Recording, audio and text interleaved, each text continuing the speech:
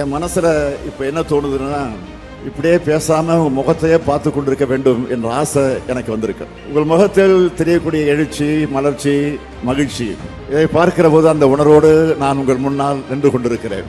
வருங்கால நம்பிக்கை நட்சத்திரங்களான மாணவ கண்மணிகளை வார்ப்பித்தும் வளர்த்தெடுத்தும் வர பெற்றோரையும் ஆசிரியர்களையும் வணங்குகிறேன், வாழ்த்துகிறேன், பாராட்டுகிறேன்.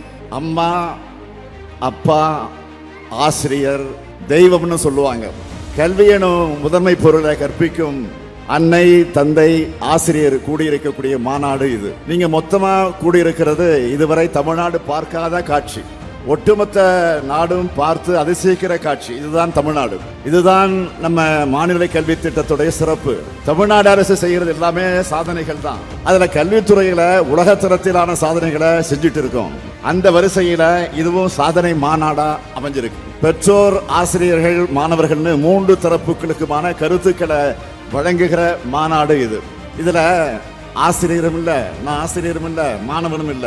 பெற்றோரே நான் உங்களின் ஒருவன். உங்களுடைய உள்ளத்தோட உணர்வுகளை அறிஞ்சவன், அதற்கேற்ப கடமைகளை செய்கிறவன்.